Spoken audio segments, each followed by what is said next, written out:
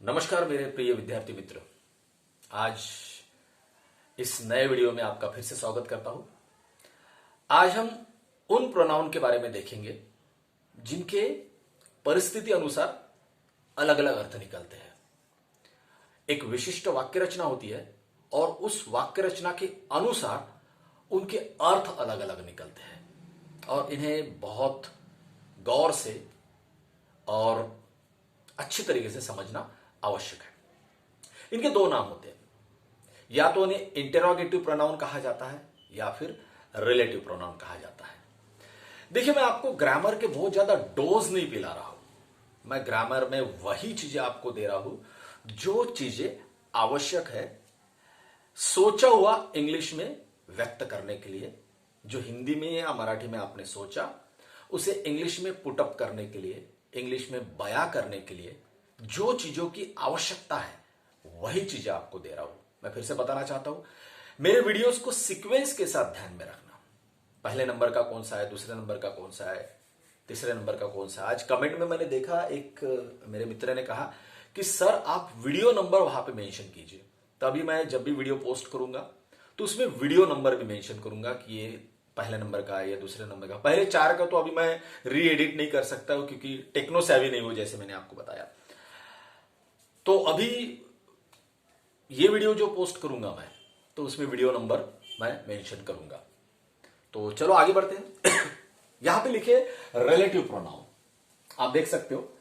Interrogative pronoun या relative pronoun से कहते हैं। इनके दो मीनिंग निकलते हैं। यहां पे देखेंगे व्हाट। व्हाट का मतलब होता है क्या हिंदी में, और मराठी में काय, लक्षात ठेवा।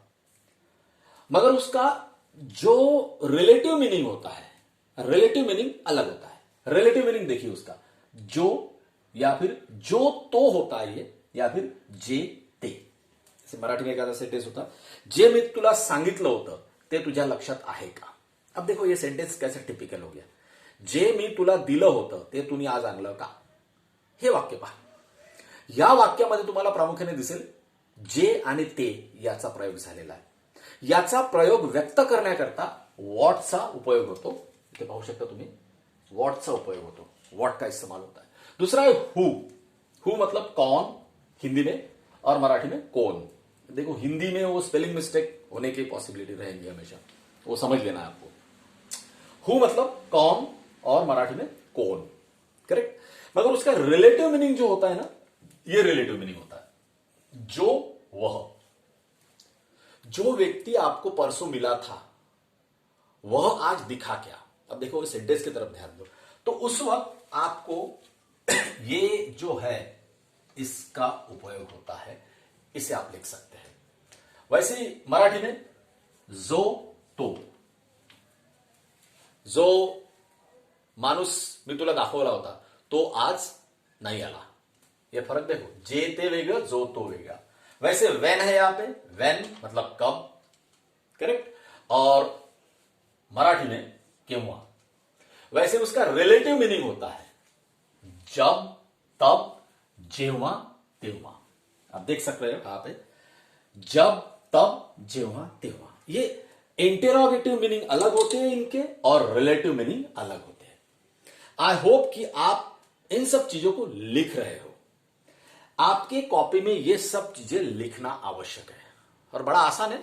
वीडियो को 1-2 बार रिप्ले कीजिए, उसका स्क्रीनशॉट ले लीजिए, तो आसानी से कॉपी में उसे मेंटेन कर सकते हैं।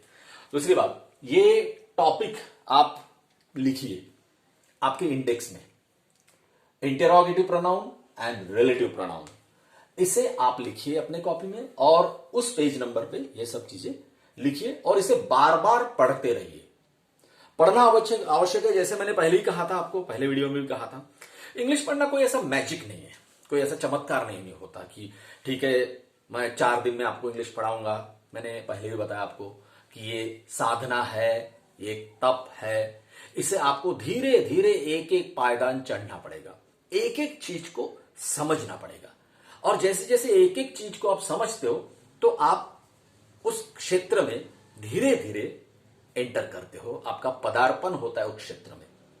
कंफ्यूज रह के 2-4 वर्ड जानना, 2-4 फ्रेजेस जानना मतलब इंग्लिश नहीं होता। इसे पूरी जड़ से समझना पड़ेगा। मैं कहूंगा it is a route to route, ध्यान में रखना। वैसे वेर है, जब आप देख रहे हो वेर, वेर का मतलब होता है कहां, और मराठी में कुठे। और इंटरेस्टिंगली इनफ हिंदी में उसका रिलेटिव मीनिंग होता है जहां वहां, मराठी में जिथे तिथे। अब ये जो होते हैं ना, इनके रिलेटिव मीनिंग कब ऐसे होते हैं, इनके रिलेटिव मीनिंग कब होते हैं और इंटेरोगेटिव मीनिंग कब होते हैं, ये वाक्य रचना पे निर्भर करते हैं। आपने जो वाक्य रचना लिखी उसके हिसाब से उसका मीनिंग निकलेगा। नहीं तो आपको कहना था वो कौन है, और आपका वाक्य कहीं ऐसा ध्वनित ना करे वो जो है, बहुत बड़ा फर्क निर्माण होता है उससे। वो फर्क मैं आपको बताते रहूंगा मेरे आने वाले वीडियो में।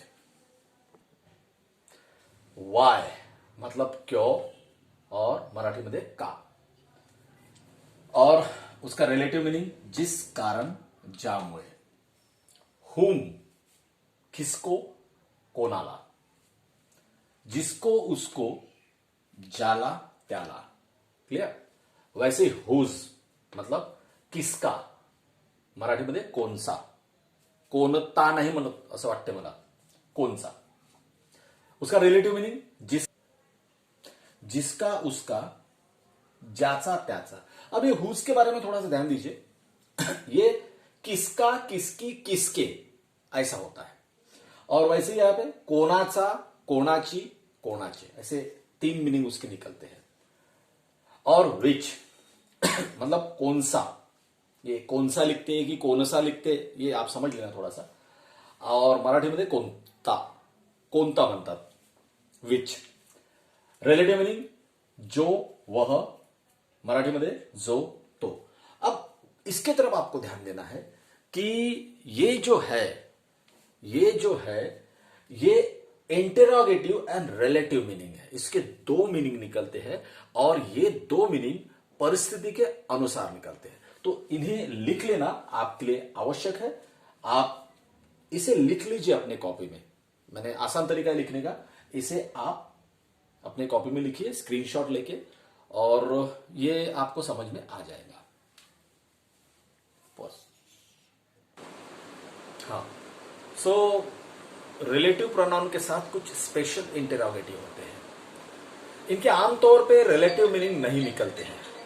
ये ऐसे होते हैं यार, तो ये ऐसे स्पेशल इंटेरोगेटिव होते हैं जिनके रिलेटिव मीनिंग आमतौर पे नहीं निकाले जाते हैं। हम देखेंगे अभी उनको। जैसे देखो, ये खास है, हाउ मच। हाउ मच का मतलब होता है हिंदी में कितना, और मराठी में किती। मगर ये होते हैं अनकाउंटेबल, इन्हें गिना नहीं जा सकता।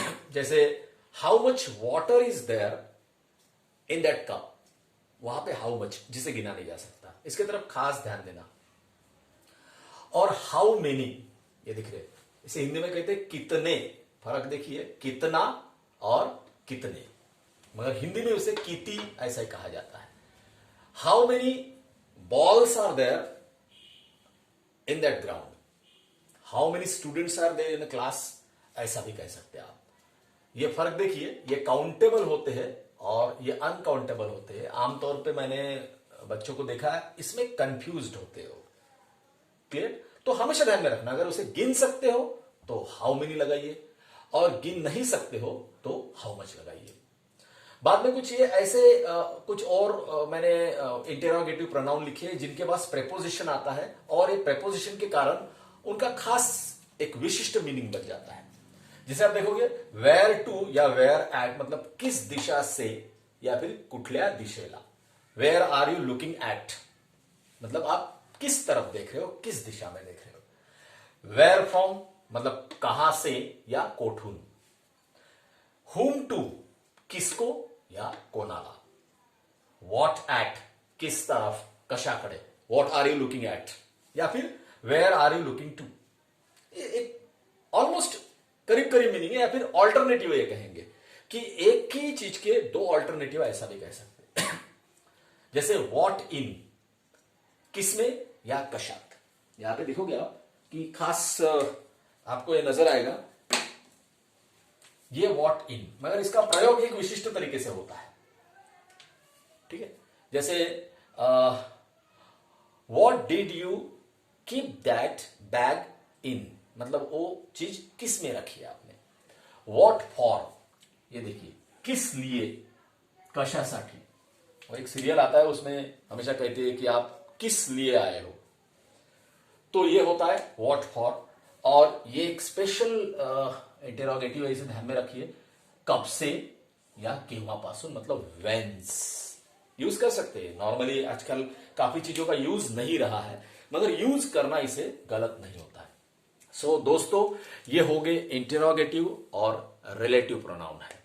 इसे आप अपने कॉपी में लिखिए और इसे पढ़ते रहिए। पढ़ना, लिख के देखना, याद करना यह आवश्यक है। फिर से बताना चाहूंगा, इंग्लिश पढ़ना ऐसा कोई मैजिकल वर्क नहीं है, ऐसा कोई I am not a magician कि जो आपसे वादा करूं कि आप रातों रात इंग्लिश पढ़ जाओगे या एक हफ्ते में पढ़ जाओगे, 2 हफ्ते में नहीं। ये आपको मेहनत करना ही पड़ेगा, पूरे ईमानदारी के साथ, पूरे प्रामाणिकता से मेहनत करना पड़ेगा, तभी इस चीज को आप हासिल कर पाओगे। आने वाले और बहुत से वीडियो देखने के लिए आप खुद भी सब्सक्राइब कीजिए, मेरे वीडियो को लाइक कीजिए, अपने दोस्तों को, परिजनों को भी बताइए कि इसे सब्सक्राइब करें, लाइक करें।